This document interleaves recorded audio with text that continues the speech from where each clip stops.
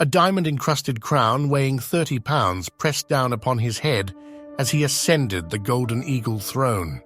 Clad in a coronation robe costing over $2 million, adorned with 785,000 pearl beads and embroidered by the same Parisian atelier that served Napoleon, Jean Bedel Bokassa crowned himself Emperor of Central Africa in a ceremony consuming 1/3 of his nation's annual budget. Outside the air-conditioned coronation hall, his subjects starved. This grotesque spectacle in December 1977, where a former kitchen boy turned military dictator reimagined himself as an African Napoleon, encapsulated the brutal absurdity of one of history's most megalomaniacal rulers, a man whose psychological wounds from childhood would eventually bleed an entire nation. Long before he became the self-proclaimed emperor of one of Africa's poorest countries, Bokassa was a 6-year-old boy watching French colonial authorities beat his father to death. This primal scene of violence and humiliation would imprint itself upon the young orphan's psyche, creating wounds that never healed, but instead festered into a pathological need for power and recognition. Born in 1921 in Bobangui, a village in what was then French Equatorial Africa, Bokassa's early years were defined by devastating loss. Shortly after his father's murder, his mother, unable to bear her grief, committed suicide. The abandoned child found refuge with Catholic missionaries, where the strict hierarchies and imperial pageantry of the church provided both structure for his chaotic inner world and models for his later displays of authority. At 18, seeking escape from his impoverished circumstances, Bokassa joined the French colonial army. This decision would profoundly shape his identity and self-image. Through 22 years of military service, including combat in Indochina and Algeria, he internalized the martial values of discipline, hierarchy, and unquestioning obedience. He also observed firsthand the psychological mechanisms of colonialism, where power was maintained through a careful balance of performative strength, strategic violence, and the careful manipulation of cultural symbols. Rising to the rank of captain, he earned France's highest military decorations while developing an obsessive admiration for Napoleon Bonaparte, whose trajectory from obscure provincial to emperor would later provide a template for Bokassa's own megalomaniacal ambitions.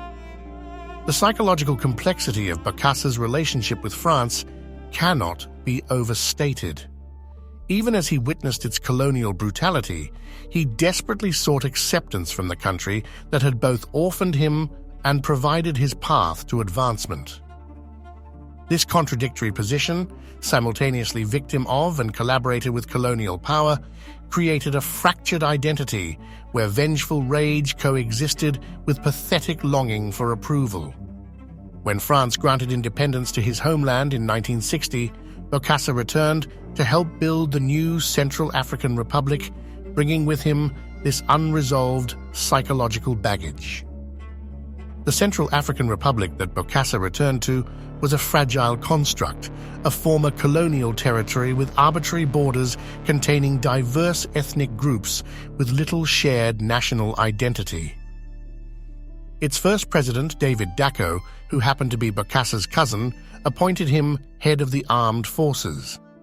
From this position, Bokassa watched with mounting frustration as Dacko's government struggled with economic challenges and political instability. On New Year's Eve 1965, seizing upon rumors that Dacko planned to reduce military funding, Bokassa led a coup d'etat, declaring himself president and promising to transform the nation.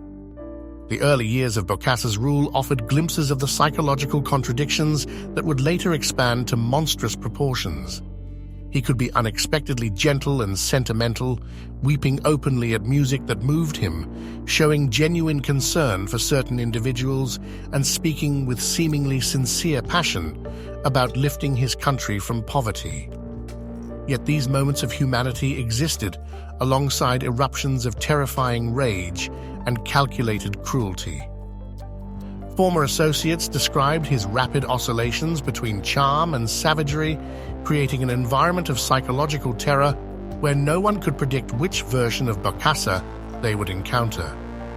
Power revealed and amplified the darkest aspects of Bokassa's personality, his profound insecurity, pathological need for adulation, and sadistic impulses. He created an elaborate personality cult, plastering the country with his image and requiring citizens to wear badges with his face. Schools taught children songs praising Papa Bokassa, and the press referred to him in increasingly grandiose terms. Behind this facade of adoration, he established a regime of extraordinary brutality. Political opponents disappeared, their bodies sometimes fed to crocodiles in the presidential compound. Petty thieves had ears sliced off in public squares.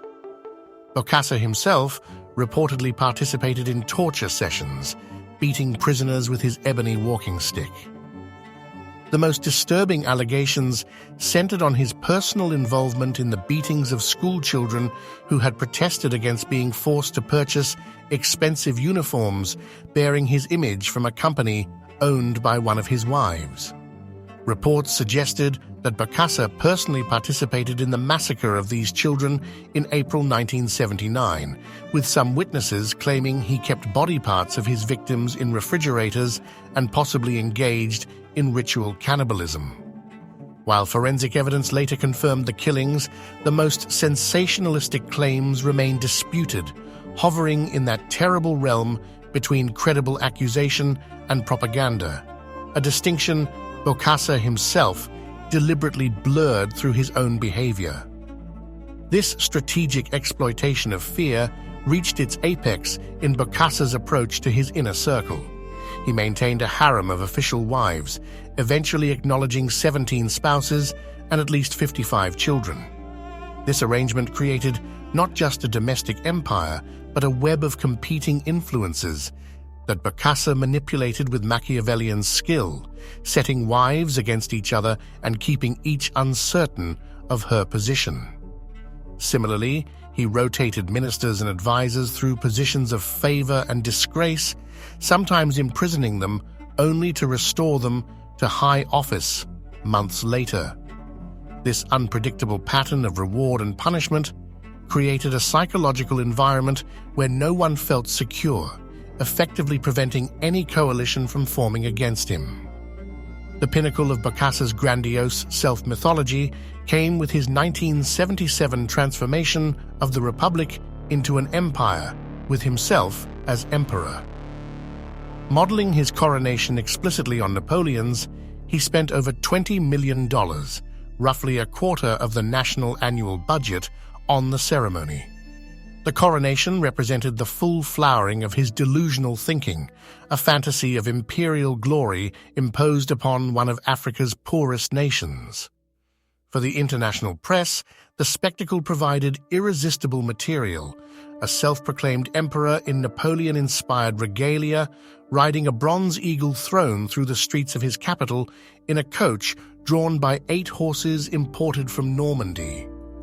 But beneath this operatic absurdity lay a darker psychological truth: Bokassa's complete detachment from reality and his willingness to sacrifice his nation's welfare for his personal mythology. France's complicity in Bokassa's excesses adds another layer to this disturbing narrative. Despite his increasingly erratic behavior and human rights abuses, French presidents, particularly Valéry Giscard d'Estaing, maintained close relationships with Bokassa, accepting gifts, including infamous diamonds, and protecting French business interests in uranium and other resources. This support continued until the schoolchildren massacre made Bokassa's rule an international embarrassment. In September 1979, while Bokassa was on a state visit to Libya, France orchestrated Operation Barracuda, reinstalling his cousin Daco as president. Bokassa's imperial delusion ended ignominiously, with French paratroopers discovering freezers allegedly containing human remains in his palace compound. After the coup, Bokassa fled first to Ivory Coast and then to France, where he lived in a chateau outside Paris, purchased during his rule. This exile period offers perhaps the most psychologically revealing chapter of his story. Even after losing everything, Bokassa maintained his delusions, insisting he would return to power and that his people loved him. In 1986, displaying astonishing miscalculation, he voluntarily returned to the Central African Republic, apparently believing he would be welcomed as a returning hero. Instead, he was immediately arrested and put on trial for murder, cannibalism, and embezzlement. The trial revealed the full extent of Bokassa's psychological compartmentalization. Facing specific charges of murder and torture, he appeared genuinely shocked, alternately denying accusations outright and claiming no memory of events. "I'm not a cannibal," he protested. "I'm the former emperor of Central Africa." This inability to reconcile his grandiose self-image with the reality of his actions suggests not merely political calculation, but a profound dissociation, a psychological splitting that allowed him to commit atrocities while maintaining his self-concept as a great leader and father figure to his nation. Sentenced to death, Bokassa's sentence was later commuted to life imprisonment and then to 20 years. After serving 6 years, he was released in a 1993 general amnesty. His final years were spent in a modest villa in Bangui, stripped of power and wealth, but still introducing himself as emperor and showing visitors faded photographs of his coronation. He died of a heart attack in 1996, leaving behind a legacy of brutality, corruption, and economic devastation. His children, scattered across Africa and Europe, would struggle with the psychological burden of their father's name and actions. The story of Jean Bedel Bokassa offers more than a catalogue of dictatorial excess or a cautionary tale about absolute power. It provides a case study in how childhood trauma can create patterns of narcissistic injury and grandiosity that, when enabled by political opportunity, expand to engulf an entire nation. The orphaned boy, watching his father beaten to death by colonial authorities, became the man who inflicted similar violence on his own people. The cycle of trauma, unaddressed and untreated, expanded from the personal to the political.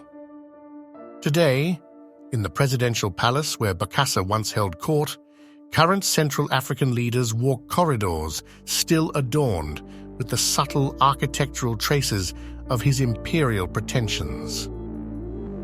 In a grim postscript to his rule, the country he damaged so severely has continued to suffer through coups, civil wars, and persistent poverty.